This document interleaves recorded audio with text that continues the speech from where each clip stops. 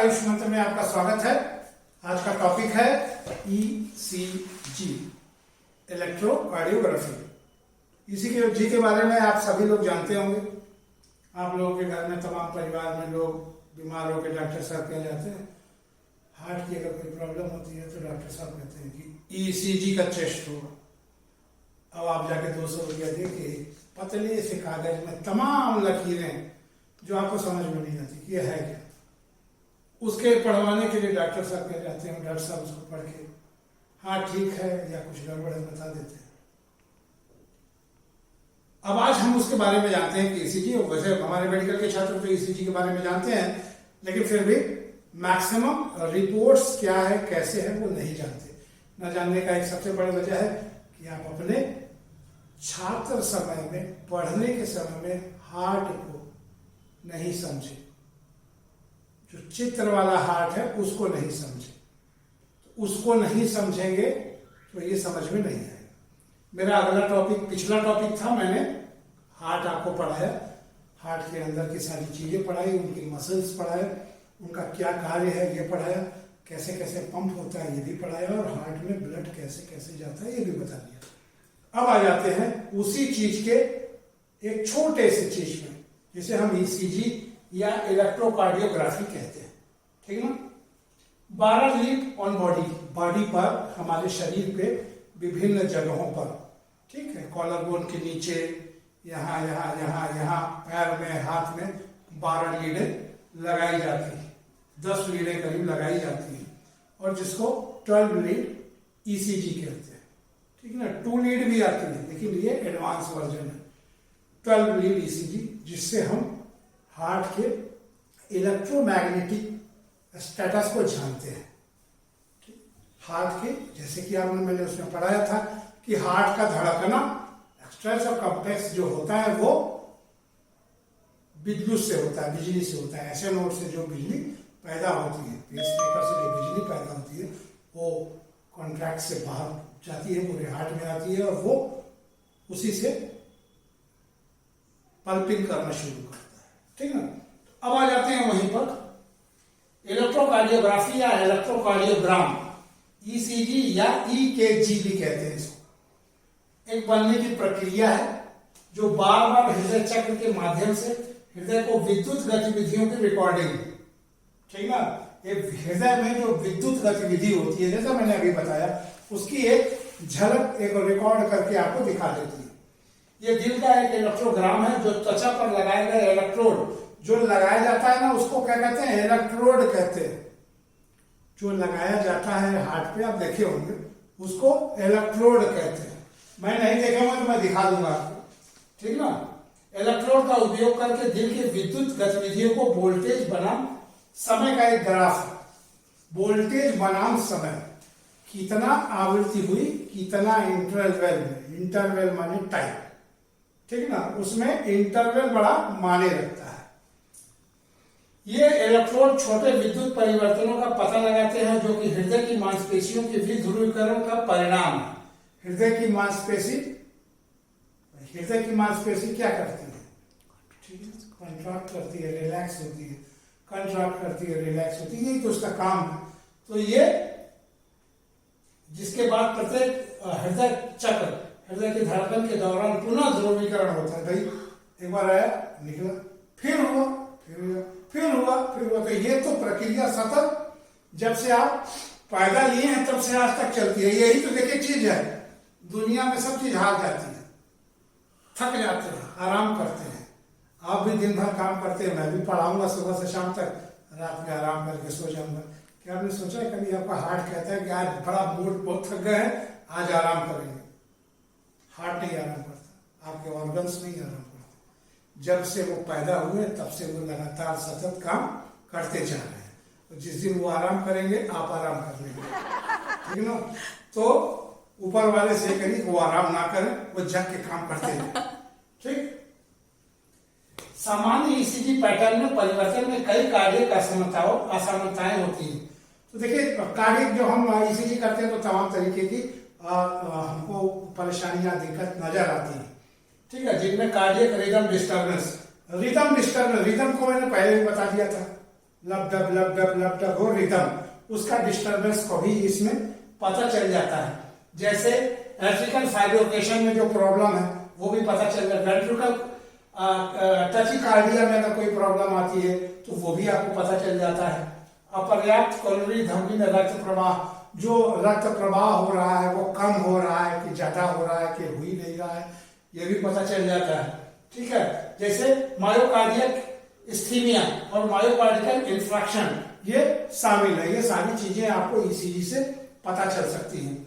ठीक ना। और इलेक्ट्रोलाइट गड़बड़ी जैसे कि हाइपोकैलिमिया या हाइपोकैलिमिया या हाइपरकैलिमिया को भी आपको पता चल जाता है। अब देखिए ग्राफ पर आ जाइए सीधे सीधे, और यही ग्राफ का फोटोकॉपी तमाम लगता चला जाता है। ठीक ना।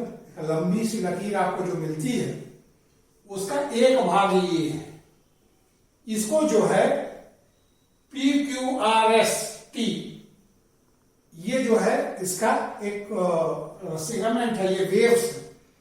ठीक है। पी वेव्स क्या है ये जानना है हमको। आर वेव्स क्या है, ठीक, क्यू वेव्स क्या है, एस वेव्स क्या है और टी क्या है। ठीक ना। एस टी का सेगमेंट क्या है, पी आर का सेगमेंट क्या है और क्यू आर एस का कॉम्प्लेक्स क्या है, यही चीजें आप जान जाएंगे, ईसीजी पढ़ेंगे। ठीक। अब आ जाते हैं PQRST ग्राफ। ये जो ग्राफ बनता है ये PQRST ग्राफ इसको कहते हैं। वहां पर ये लिखा नहीं रहता है, किसी किसी मशीन में लिखा भी रहता है, तो आप ये समझ जाइए। पी ग्राफ का मतलब आपके हृदय में जो अशुद्ध रक्त घुस रहा है, जा रहा है, तो जो जाता है उसका एक ग्राफ बनता है। ठीक है। फिर उसके बाद जाने के बाद वो कहां आता है, नीचे आता है, हार्ट से वेंट्रिकल में आता है, और वेंट्रिकल से जब वो प्रेशर मारता है ऊपर के लिए तो फिर ये जाता है यहाँ आर में। ग्राफ डिफाइन कर रहा है, इसकी कोई वैल्यू नहीं है, ये खाली उसके प्रेशर को आइडेंटिफाई करने के लिए दिया गया है। आर जाता है, आर से फिर वो वापस आता है, एस में आता है, एस से आने के बाद वो टी में जाता है। तो आप ध्यान दीजिएगा इसका जो कर्व है, यही चीज जो है दोबारा बनती है, तिबारा बनती है, चौबारा बनती है।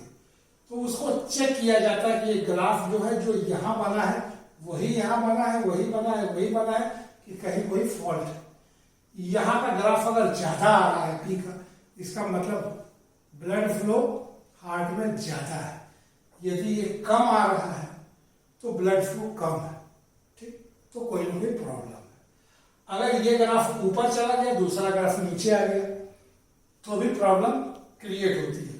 P represent for when blood inter from left atrium. जब लेफ्ट आर्टरियम में ब्लड इंटर ले रहा है तो ये पी ब्लॉक को दर्शाता है। ठीक ना। अब QRS पे आ जाइए। QRS मतलब दिल के पंप करने को दर्शाता है। ये देख रहे हैं, ये इसने दिल में पंप किया ऊपर तक। ये जो एक लकीर बन रही है ये पंप करने को दर्शाता है। अब अगर टी पे आ जाते हैं, इलेक्ट्रोकार्डियोग्राफी में टी लहर, जो टी वेव्स है वो वेंट्रिकल के पुनर्उत्पादन। देखिए, इसको जानने के लिए आपको ब्लड प्रेशर जानना जरूरी है। एक बार ब्लड प्रेशर को समझ लीजिए तो आपको वहां समझने में आसानी हुई। बार बार मैं बोलूंगा और बार बार आपको समझ में नहीं आएगा। ब्लड प्रेशर जो होता है एक सिस्टोलिक होता है, एक डायस्टोलिक होता है। ठीक, एक सिस्टोलिक होता है, एक डायस्टोलिक होता है। तो इतने बटे इतने लिखते हैं। ठीक है। नॉर्मल बीपी 120/80 होती है, नॉर्मल 120/80 होती है, और हाई बीपी 150/100 होती है। देखो, लो बीपी 100/60 हो गई, तो ये लो बीपी इंडिकेट करता है। तो ये ध्यान दीजिएगा, जब सिस्टोलिक बढ़ी हो और डायस्टोलिक बढ़ी हो तभी वो हाई बीपी कहलाती है। ठीक है। अगर डायस्टोलिक थोड़ी सी बढ़ गई तो उसको हाई बीपी का पेशेंट नहीं मानते। अगर आप किसी डॉक्टर के यहाँ जाओगे तो आपको बीपी की दवा खाने को नहीं देगा उस कंडीशन तक, जब तक आपकी सिस्टोलिक और डायस्टोलिक दोनों ना बढ़े। अगर दोनों बढ़ी हुई है, नॉर्मल रेंज आपकी 120 है और 150 हो गई, 160 हो गई, 170 हो गई, 180 हो गई, और नीचे की जो रेंज है 80 वो 100 हो गई, 105 हो गई, 110 हो गई।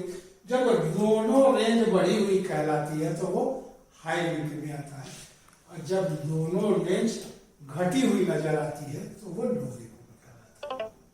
ठीक, अब ये क्या है, ई का है, थोड़ा ये भी जानना जरूरी है, ये बहुत जरूरी है।